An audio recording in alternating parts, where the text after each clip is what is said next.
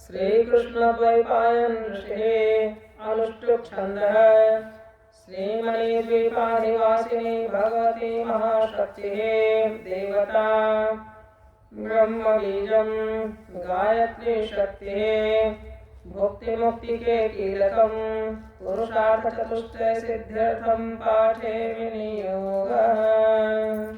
अथ मंगलाचरणम्।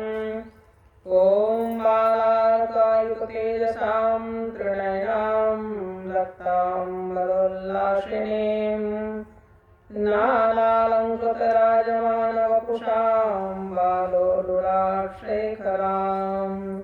हस्तैक्षधनुः सुमसं पाशं मुदा बिभ्रतीं श्रीचक्रस्थितसुन्दरीं त्रिजगतामाधारभूतां स्मरेत्।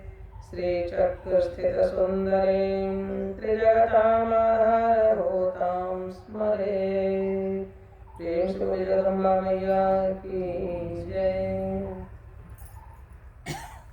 पूर्व के प्रसंग में हम लोगों ने श्रवण किया कि राजा सुदर्शन एवं राजा सुबाहु ने अपने अपने राज्य अयोध्या और काशी में भगवती की प्रतिमा एवं मंदिर स्थापित किए और विधिवत उनकी पूजा अर्चना की जाने लगी।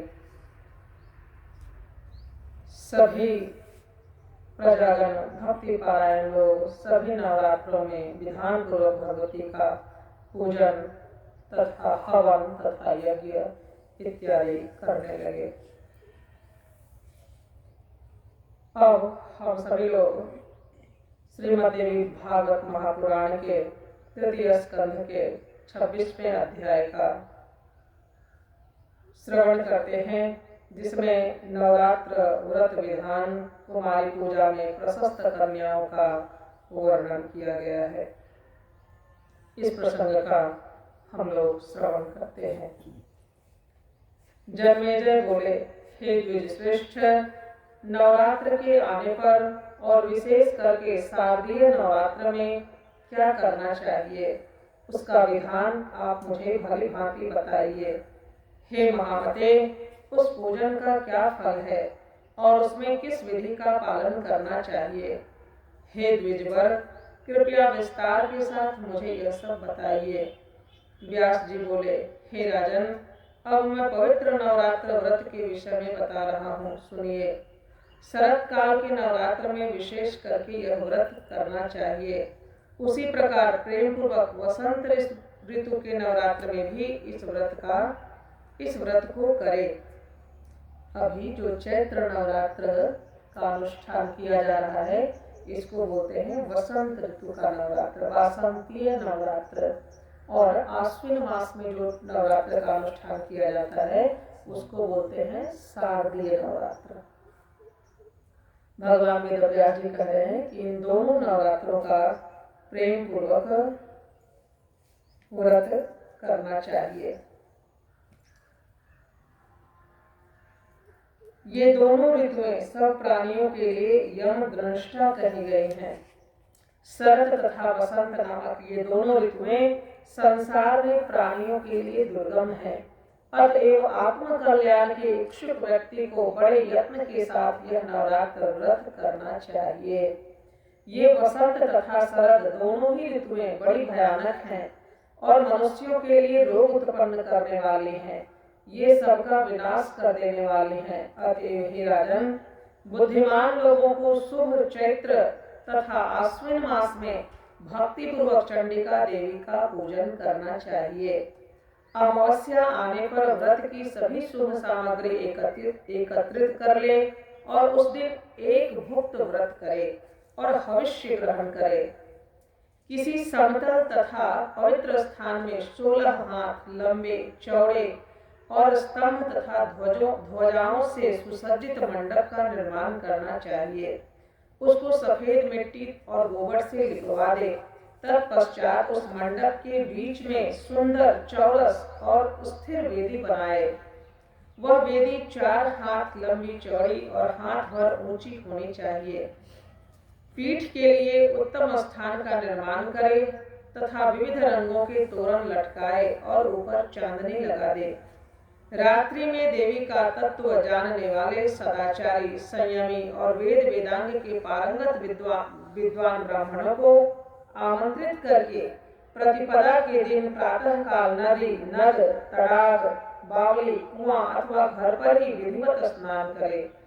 प्रातः काल के समय नित्य कर्म करके ब्राह्मणों का वरण कर उन्हें मधुपर्क तथा अर्घ्य, पाद्य आदि अर्पण करे। अपनी शक्ति के अनुसार उन्हें वस्त्र, अलंकार आदि प्रदान करे। धन रहते हुए इस काम में कभी कृपणता न करे। संतुष्ट ब्राह्मणों के द्वारा किया हुआ कर्म सम्यक प्रकार से परिपूर्ण होता है। देवी का पाठ करने के लिए 9, 5, 3 अथवा 1 ब्राह्मण बताए गए हैं। देवी भागवत का पारायण करने के कार्य में किसी शांत ब्राह्मण का वर्ण करे और वैदिक मंत्रों से स्वस्ति वाचन कराए। वेदी पर रेशमी वस्त्र से आच्छादित सिंहासन स्थापित करे। उसके ऊपर 4 भुजाओं तथा उनमें आयुधों से युक्त देवी की प्रतिमा स्थापित करे।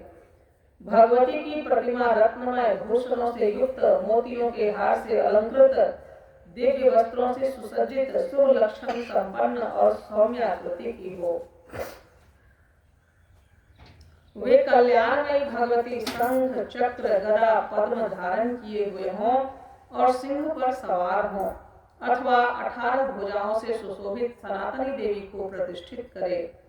भगवती की प्रतिमा के अभाव में नवार्ण मंत्र युक्त यंत्र को पीठ पर स्थापित करे और पीठ पूजा के लिए पास में कलश भी स्थापित कर ले। वह कलश पंच पल्लव युक्त वैदिक मंत्रों से भली भांति संस्कृत उत्तम तीर्थ के जल से पूर्ण और सुवर्ण तथा पंच रत्नमय होना चाहिए। पास में पूजा की सब सामग्रियां रखकर उस उत्सव के निमित्त गीत तथा वाद्यों की ध्वनि भी करनी चाहिए। हस्त नक्षत्र युक्त नंदा प्रतिपदा तिथि में पूजन श्रेष्ठ माना जाता है। हे राजन, पहले दिन विधिवत किया हुआ पूजन मनुष्यों का मनोरथ पूर्ण करने वाला होता है। सबसे पहले उपवास व्रत, एक भुक्त व्रत अथवा नक्त व्रत, इनमें से किसी एक व्रत के द्वारा नियम करने के पश्चात ही पूजा करनी चाहिए। पूजन के पहले प्रार्थना करते हुए कहे, हे माता, मैं सर्वश्रेष्ठ नवरात्र करूंगा। हे देवी, हे जगदम्बे, इस पवित्र कार्य में आप मेरी संपूर्ण सहायता करें। इस व्रत के लिए यथाशक्ति नियम रखें। उसके बाद मंत्रोच्चारण पूर्वक विधिवत भगवती का पूजन करे। चंदन, अगरू, कपूर तथा मंदार, करंज, अशोक, चंपा, कनैल, मालती, ब्राह्मी आदि सुगंधित पुष्पों, सुंदर बिल्वपत्रों और धूप दीप से विधिवत भगवती जगदम्बा का पूजन करना चाहिए। उस अवसर पर अर्घ्य भी प्रदान करे। हे राजन, नारियल, बिजौड़ा, नींबू, दाडिम, केला, नारंगी, कटहल तथा बिल्व फल आदि अनेक प्रकार के सुंदर फलों के साथ भक्ति पूर्वक अन्न का नैवेद्य एवं पवित्र बलि अर्पित करे। होम के लिए त्रिकोण कुंड बनाना चाहिए अथवा त्रिकोण के मान के अनुरूप उत्तम वेदी बनानी चाहिए।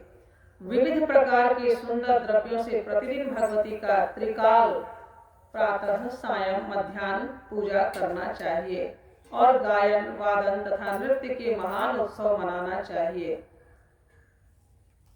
गायन, वादन तथा नृत्य के द्वारा महान उत्सव मनाना चाहिए।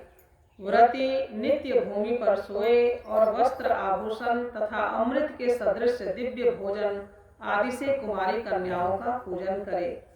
नित्य एक ही कुमारी का पूजन करे अथवा प्रतिदिन एक कुमारी की संख्या के वृद्धि क्रम से पूजन करे अथवा प्रतिदिन दुगने तिगुने के वृद्धि क्रम से और या तो प्रत्येक दिन 9 कुमारी कन्याओं का पूजन करे। अपने धन सामर्थ्य के अनुसार भगवती की पूजा करे, किंतु हे राजन, देवी के यज्ञ में धन की कृपणता न करे। हे राजन, पूजा विधि में 1 वर्ष की अवस्था वाली कन्या नहीं लेनी चाहिए। क्योंकि वह कन्या गंध और भोग आदि पदार्थों के स्वाद से बिल्कुल अनभिज्ञ रहती है। कुमारी कन्या वह कही गई है जो 2 वर्ष की हो चुकी हो। 3 वर्ष की कन्या त्रिमूर्ति, 4 वर्ष की कन्या कल्याणी, 5 वर्ष की रोहिणी, 6 वर्ष की कालिका, 7 वर्ष की चंडिका, 8 वर्ष की सांभवी, 9 वर्ष की दुर्गा और 10 वर्ष की कन्या सुभद्रा कहलाती है। इससे ऊपर की अवस्था वाली कन्या का पूजन नहीं करना चाहिए, क्योंकि वह सभी कार्यों में निंद्य मानी जाती है। इन नामों से कुमारी का विधिवत पूजन सदा करना चाहिए। अब मैं इन 9 कन्याओं के पूजन से प्राप्त होने वाले फलों को कहूँगा। कुमारी नाम की कन्या पूजित होकर दुख तथा दरिद्रता का नाश करती है। वह शत्रुओं का क्षय और धन, आयु तथा बल की वृद्धि करती है। त्रिमूर्ति नाम की कन्या का पूजन करने से धर्म, अर्थ, काम की पूर्ति होती है, धन धान्य का आगम होता है और पुत्र पौत्र आदि की वृद्धि होती है। जो राजा विद्या, विजय, राज्य तथा सुख की कामना करता हो, उसे सभी कामनाएं प्रदान करने वाली कल्याणी नामक कन्या का नित्य पूजन करना चाहिए। शत्रुओं का नाश करने के लिए भक्ति पूर्वक कालिका कन्या का पूजन करना चाहिए। धन तथा ऐश्वर्य की अभिलाषा रखने वाले को चंडिका कन्या की सम्यक अर्चना करनी चाहिए। हे राजन, सम्मोहन, दुख, दारिद्र्य के नाश तथा संग्राम में विजय के लिए सांभवी कन्या की नित्य पूजा करनी चाहिए। क्रूर शत्रु के विनाश एवं उग्र कर्म की साधना के निमित्त और परलोक में सुख पाने के लिए दुर्गा नामक कन्या की भक्ति पूर्वक आराधना करनी चाहिए। मनुष्य अपने मनोरथ की सिद्धि के लिए सुभद्रा की सदा पूजा करे और रोग नाश के निमित्त रोहिणी की विधिवत आराधना करे। श्रेयस्तु इस मंत्र से अथवा किसी भी स्त्री युक्त देवी मंत्र से अथवा बीज मंत्र से भक्ति पूर्वक भगवती की पूजा करनी चाहिए। जो भगवती कुमार के रहस्यमय तत्वों और ब्रह्मादि देवताओं की भी लीला पूर्वक रचना करती हैं, उन कुमारी का मैं पूजन करता हूँ। जो सत्व आदि तीनों गुणों से 3 रूप धारण करती हैं, जिनके अनेक रूप हैं तथा जो तीनों कालों में सर्वत्र व्याप्त रहती हैं, उन भगवती त्रिमूर्ति की मैं पूजा करता हूँ। निरंतर पूजित होने पर जो भक्तों का नित्य कल्याण करती हैं, सब प्रकार की कामनाओं को पूर्ण करने वाली उन भगवती कल्याणी का मैं भक्ति पूर्वक पूजन करता हूँ। जो देवी संपूर्ण जीवों के पूर्व जन्म के संचित कर्म रूपी बीजों का रोपण करती हैं, उन भगवती रोहिणी की मैं उपासना करता हूँ। जो देवी काली कल्पांत में चराचर सहित संपूर्ण ब्रह्मांड को अपने में विलीन कर लेती हैं, उन भगवती कालिका की मैं पूजा करता हूँ। अत्यंत उग्र स्वभाव वाली, उग्र रूप धारण करने वाली, चंड मुंड का संहार करने वाली तथा घोर पापों का नाश करने वाली उन भगवती चंडिका की मैं पूजा करता हूँ। वेद जिनके स्वरूप हैं, उन्हीं वेदों के द्वारा जिनकी उत्पत्ति अकारण बताई गई है, उन सुखदायिनी भगवती सांभवी का मैं पूजन करता हूँ। जो अपने भक्त को सर्वदा संकट से बचाती है, बड़े बड़े विघ्नों तथा दुखों का नाश करती है और सभी देवताओं के लिए दुर्गेय है, उन भगवती दुर्गा की मैं पूजा करता हूँ। जो पूजित होने पर भक्तों का सदा कल्याण करती है, उन अमंगल नाशनी भगवती सुभद्रा की मैं पूजा करता हूँ। विद्वानों को चाहिए कि वस्त्र, भूषण, माला, गंध आदि श्रेष्ठ उपचारों से इन मंत्रों के द्वारा सर्वदा कन्याओं का पूजन करें। इस प्रकार से जन्मेजय के पूछने पर भगवान वेदव्यास ने किन कुमारी कन्याओं का किस प्रकार से पूजन करना चाहिए, इसका वर्णन किया। आज कथा को यहीं पर विराम देते हैं। शेष कथा का श्रवण अगले दिन करते हैं। इन्हीं शब्दों के साथ मैं अपनी वाणी को विराम देती हूँ। श्री सद्गुरुदेव बाबा के चरणों में नमन करते हुए आप सबको नमो नारायण। प्रेम से बोलिए जगदम्बा मैया की।